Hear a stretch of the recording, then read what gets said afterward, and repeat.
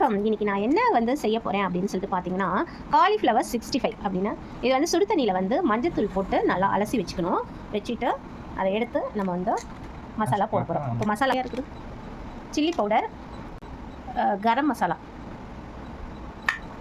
கஸ்தூரி மேத்தி. கஸ்தூரி மேத்தி அப்படின்னா என்னதுன்னா என்னது சொல்லி பார்ப்போம், வெந்தயக்கீரை, அதுதான் வந்து கஸ்தூரி மேத்தி அப்படின்னு சொல்லிட்டு சொல்கிறாங்க.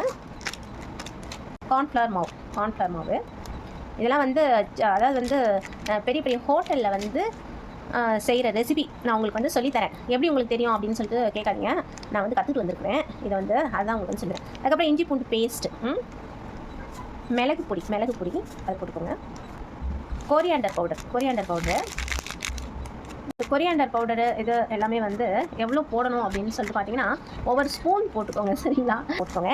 அதுக்கப்புறம் என்னென்னா சால்ட்டு போட்டேன். அதுக்கப்புறம் பேசன் பவுடர் அதை வந்து நான் வாங்கிட்டு வரல, வீட்டிலேயே அரைச்சிட்டேன், அதனால் அதை போட்டுக்கிட்டுருக்கோம். இந்த மசாலா வந்து செஞ்சு இந்த சிக்கன் 65 செஞ்சு இந்த காலிஃப்ளவர் 65 செஞ்சு சாப்பிட்டீங்கன்னு நினச்சிக்கோங்களேன், அவ்வளோ பிரமாதமாக இருக்கும். இது வந்து பெரிய பெரிய ஹோட்டல்களில் வந்து செய்கிற ரெசிபி, சரியா? இதை ஒரு வாட்டி நீங்களும் ட்ரை பண்ணி பாருங்கள், உண்மையிலே ரொம்ப நல்லாயிருக்கும். ட்ரை பண்ணி பாருங்கள்.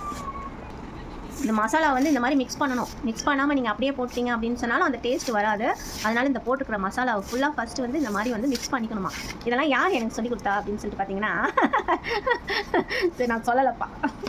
உங்களுக்கு தேவை அப்படின்னு சொன்னால் கொஞ்சோண்டு அரிசி மாவு போட்டுக்கோங்க. அரிசி மாவு எதுக்கு போடுறோம் அப்படின்னு சொன்னால் ஒரு க்ரன்ச்னஸ், அப்படியே கொஞ்சம் கிறிஸ்பியாக இருக்கும் இல்லையா, அதுக்காக வேணா கொஞ்சோண்டு அந்த அரிசி மாவு வேணால் கலந்துக்கோங்க, ஓகேவா?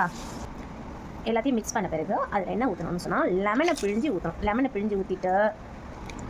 பிழிஞ்சு ஊற்றிட்டு இப்போ வந்து நம்ம க்ளீன் பண்ணி வச்சுருக்கோம் இல்லையா காலிஃப்ளவரு, அதை எடுத்து போட்டு நல்லா அதில் மிக்ஸ் பண்ணி இது பண்ணணும். நான் இவ்வளோ பெரிய கடாயில் ஏன் தெரியுமா செஞ்சுருக்கேன், நமக்கு வந்து கம்ஃபர்டபுளாக இருக்கணும் இல்லையா பெசறதுக்கு, அதுக்காக தான் இவ்வளோ பெரிய கடாய் அதிலலாம் செஞ்ச மாதிரி இருக்கும் இல்லையா, அதனால தான்.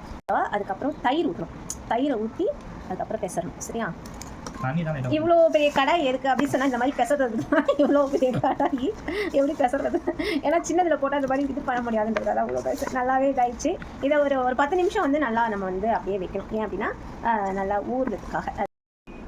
போடுது சூடாகிறதுக்கு தண்ணி ஊற்றுறாங்க. அதில் போட்டு தண்ணி ஊற்றினா என்ன ஆகும், வெடிக்க தானே செய்யும். இந்த பையன் என்ன வேலை பார்க்கலாம் பாருங்க. சிடா போடுறா.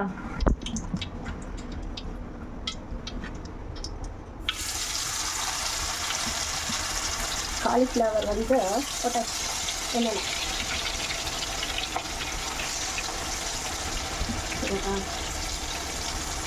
நல்லா வேகட்டும். வெந்து முடிச்ச பிறகு நான் உங்களுக்கு காட்டுறேன், ஓகே? எப்படி செஞ்சாலும் லாஸ்ட்டாக ஃபைனல் அவுட்புட் அப்படின்னு சொல்லிட்டு சொல்லுவாங்க இல்லையா, அந்த ஃபைனல் அவுட்புட் இதுதான். எப்படி இருக்குது பாருங்கள், சூப்பரான ஒரு காலிஃப்ளவர் 65 செம்மையாக இருக்குது. இந்த மாதிரிலாம் நான் வந்து நிஜமாக இவ்வளோ நாளாக செஞ்சு சாப்பிட்டதில்லை.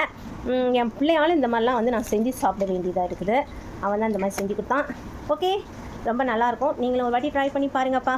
இவ்வளோ நேரம் என்னுடைய வீடியோவை பார்த்ததுக்கு மிக்க நன்றி. தேங்க்யூ ஃபார் வாட்சிங்.